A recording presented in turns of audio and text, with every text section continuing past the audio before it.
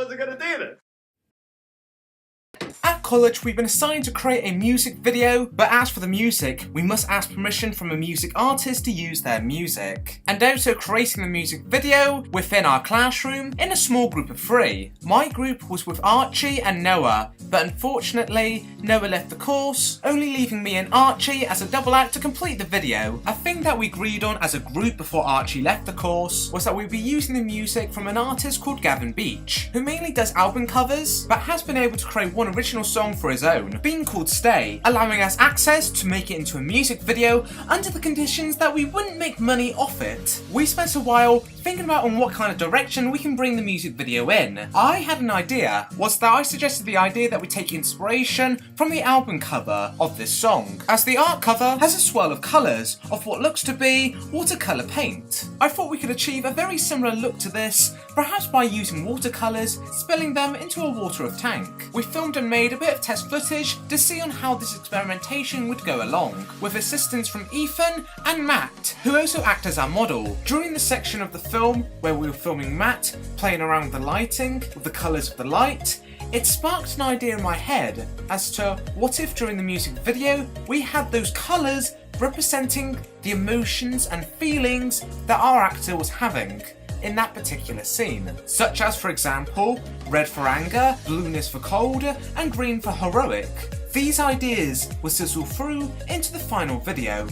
I took on the task of putting the footage together and presented it to my group less than a day later, and they were very pleased with the final results, so we decided to expand upon what we initially filmed. When Noah left, me and Archie finalised the story idea and began plans on making a storyboard out together, although unfortunately, Archie kept pushing back the date of when he wanted to start working on the storyboard. Eventually, it just got to the point where I created the storyboard myself. But upon 5 minutes in creating the storyboard, I decided, what the heck, let's just make it into an animatic.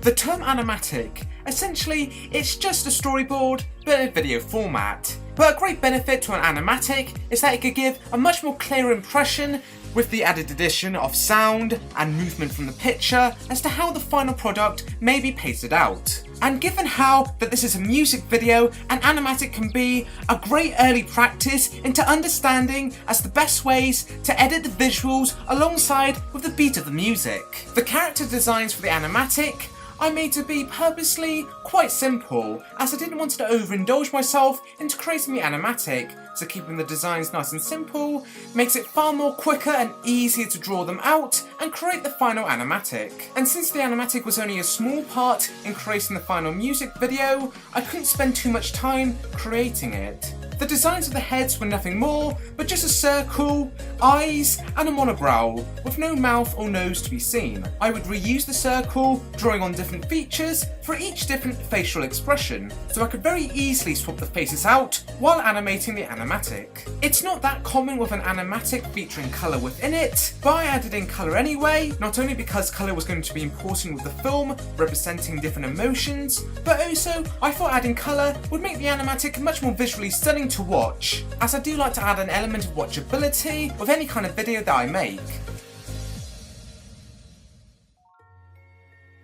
Another reason as to why I particularly wanted this music video to have colours within it, because I think there's been a recent obsession, not just in music videos, but in film media in general, about having muted colours. There's nothing particularly wrong with that, if the muted colour grade is appropriate for that project, but it does feel to be rare now to find a film or TV show to have a colourful colour palette. So I decided that it would be a wonderful opportunity for this music video to have a colourful colour palette, but to show that you can still have a rather dark and gritty tone in some bits of this music video, while still having the colours. Also, we decided as a nice way to really make the colours pop out in this music video was to have our main lead on a black background throughout the music video. I got the idea from an old cartoon series called Kipper the Dog, which I used to obsessively watch all the time. Something I'd often find strange in the world that Kipper and his friends would live in was that they were always in a white void. No matter where they went, outdoors or indoors, they were still in this white void, and it often made the Kipper world feeling very empty. So I thought we could take an element of that for our music video, but instead of our main lead being in a white void, he would instead be in a dark room,